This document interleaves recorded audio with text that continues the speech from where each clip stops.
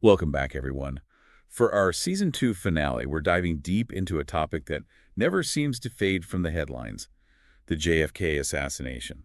A fascinating choice, and one that always sparks a lot of debate.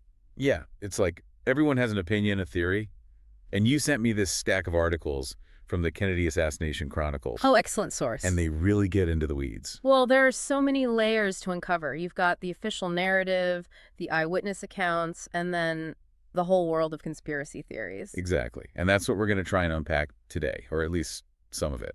Right. So, where do we even begin with something like this? I mean, where do you start with a JFK assassination? Well, I think a good place to start is with the weapon itself, the Mannlicher Carcano rifle. Okay, the rifle. Yeah. Because that's where a lot of the debate starts, right? Like, was it even capable of doing what it supposedly did? Exactly. There's a lot of controversy about its accuracy, its rate of fire, and whether Oswald could have actually made those shots. And on top of that, there's that whole mystery surrounding the missing stripper clip. Right, the stripper clip. The articles go into some detail about that. Apparently, the rifle wouldn't have functioned properly without it, And it was never found at the scene. which raises some serious questions. I mean, if the rifle couldn't have fired the shots without the clip, then where did it go? It's like a piece of the puzzle that just vanished. And without that piece, the whole picture becomes a lot harder to assemble. Definitely. The articles even talk about how the Carcano is known to have jamming issues, especially with that first round. That's another big point of contention. The whole 3 shots in 5.6 seconds theory relies on the assumption that the rifle fired flawlessly. And the fact that it was prone to jamming throws a wrench into that theory. It does. The articles even feature this exchange between Raymond Gallagher and Craig Roberts. Gallagher is skeptical about the whole clip system, while Roberts defends its functionality. Ah, so even the experts can't seem to agree on this one. It just goes to show how much debate there is surrounding every aspect of this case. Even the technical details of the rifle are up for grabs. And then, of course, you have all the confusion from those early news reports. It seemed like everyone had a different story about what happened. Oh, absolutely. The fog of war, but in this case, it was the fog of assassination. Like that whole thing about the getaway car in Fort Worth, Texas. Right. That was reported pretty widely in the immediate aftermath, but it turned out to be completely false. Because Oswald didn't even drive and wasn't even in Fort Worth that day. Exactly. But that's how quickly misinformation can spread, especially in such a high-stakes, emotionally charged situation. It makes you wonder what else might have been misreported or just flat out fabricated in those early days. A good point. And it highlights the importance of carefully scrutinizing sources and being wary of anything that hasn't been thoroughly vetted. Which brings us to those eyewitness accounts. Because let's face it, they don't exactly paint a clear picture either. Eyewitness testimony is notoriously unreliable, especially when you're dealing with a traumatic event like an assassination. Memories can be faulty, perceptions can be skewed, and sometimes people just plain get things wrong. And in the case of the JFK assassination, it seems like everyone remembers something different. The articles highlight a few of these discrepancies, like the varying accounts of where Secret Service agent Clint Hill was right after the shooting. Right. Some witnesses placed him on the grassy knoll, while others insist he wasn't anywhere near it. It's just one example of how these conflicting accounts can muddy the waters and make it even harder to determine what actually happened. And then there's Agent Johns, who lost sight of Vice President Johnson during the chaos. Right, Agent Johns. Yeah. There's speculation that he might have intentionally stayed at the scene to try and apprehend the shooter. Which would add another layer of complexity to an already chaotic situation. Absolutely. It just goes to show that even the actions of those closest to the event are open to interpretation and debate. It's like trying to piece together a puzzle where half the pieces are missing and the ones you do have don't seem to fit. And then there's the whole issue of Oswald's alleged connections to the CIA. Yeah, that's where things get really murky. The articles mention that the FBI released documents showing that Oswald had renounced his U.S. citizenship and was planning to study in Switzerland. So he was definitely on their radar. Oh, absolutely. And John Newman's book, Oswald and the CIA, delves even deeper into this connection. What does he say? Newman argues that there's a 4-year paper trail on Oswald, indicating that the CIA was well aware of him long before the assassination. That definitely raises some eyebrows. You don't keep a file that thick on someone unless you're pretty interested in them. Exactly. It makes you wonder just how much the CIA knew about Oswald and what role, if any, they might have played in the events leading up to the assassination. And then there's this whole false sponsorship theory. Ah, yes. The idea that groups opposed to JFK were intentionally made to look involved to divert attention from the real perpetrators. It sounds like something out of a spy thriller. It does, doesn't it? The articles mention several potential false sponsors, like anti-Castro Cubans, Jimmy Hoffa and the Teamsters, even factions within the U.S. Armed Forces. Wow. It's mind-boggling to think that so many different groups could have been involved, even indirectly. It speaks to the level of intrigue and paranoia surrounding the JFK assassination. It's like everyone was a suspect. And the idea that government agents or informants might have been used to create this web of false leads is pretty chilling. It is. It suggests that the truth might be even more complex and convoluted than we ever imagined. Well, it definitely makes you question the thoroughness and impartiality of the official investigation. Absolutely. The Warren Commission's findings have been disputed by many researchers and historians over the years, and even some of those involved in the investigation have admitted that there were shortcomings. The articles quote Robert Sam Anson, who argues that just because there's no concrete evidence for a conspiracy doesn't mean one didn't exist. Right. And Burt Griffin, who worked on the Warren Commission, acknowledged that the investigation was limited in scope and that some leads were not fully pursued. Which makes you wonder if they were deliberately steering clear of certain areas or if they just missed crucial pieces of the puzzle. It's hard to say for sure, but the fact that there were attempts to deflect investigators from certain lines of inquiry raises suspicions.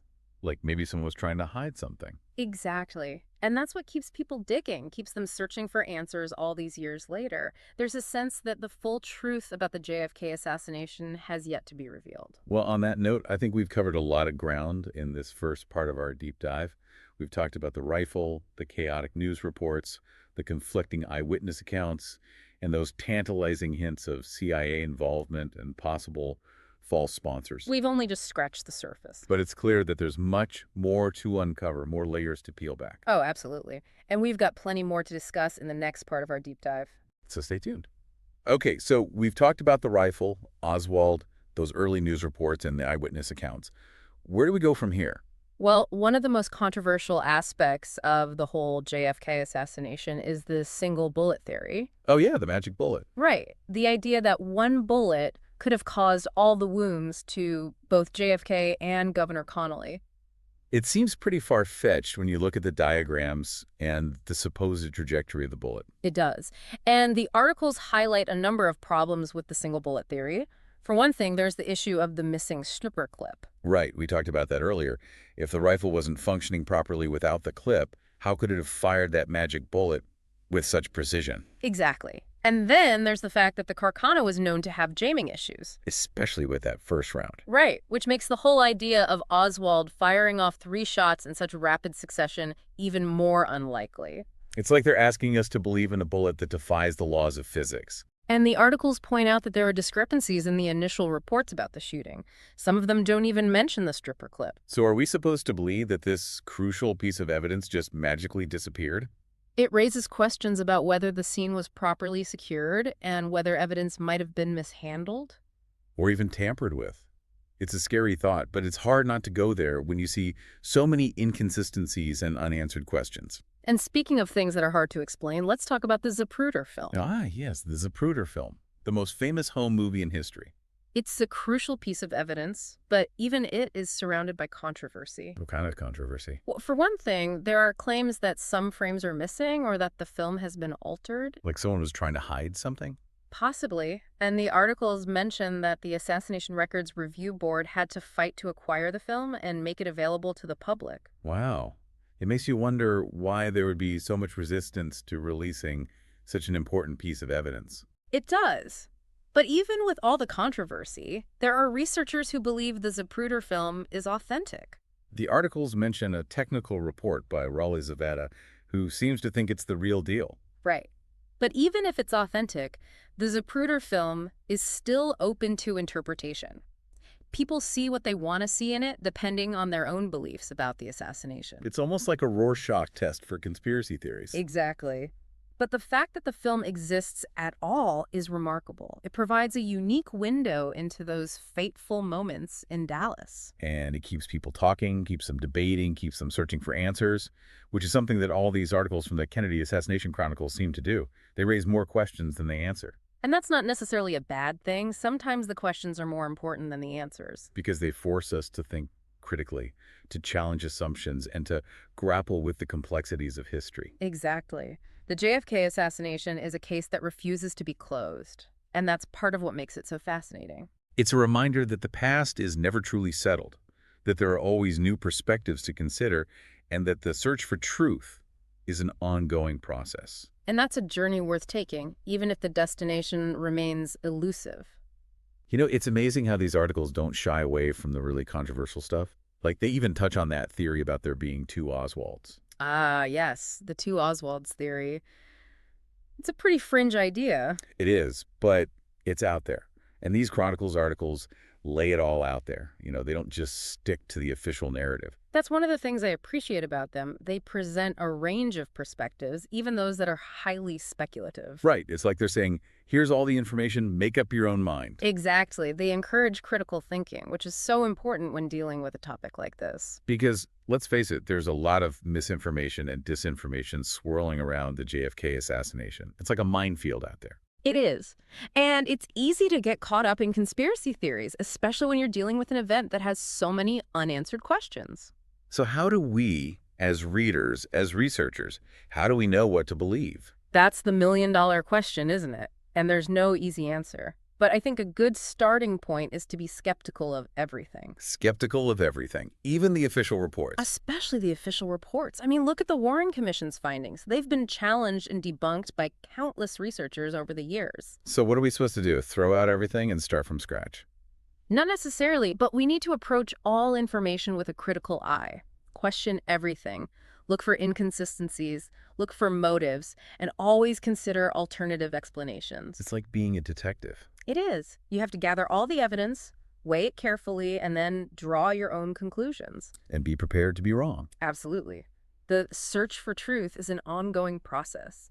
And sometimes the most important thing is not finding the right answer, but asking the right questions. Well, I think we've done a lot of that in this deep dive. We've asked a lot of questions about the JFK assassination, about the official narrative, about the evidence, and about the various theories that have emerged over the years. And we've barely scratched the surface. There's so much more to explore, so much more to learn. Which is kind of exciting in a way. Yeah. It means this case is still alive, still relevant. It's not just a dusty chapter in a history book. And that's what makes it so fascinating. The JFK assassination continues to challenge us, to make us think, to make us question everything we thought we knew. So to wrap up this season finale, I just want to say thank you for joining us on this deep dive into the JFK assassination. It's been a wild ride. It has. And to all our listeners, I encourage you to keep digging, keep researching, keep asking questions. The truth is out there, somewhere. And who knows, maybe one of you will be the one to finally crack the case wide open. Until next time, keep those minds open and stay curious.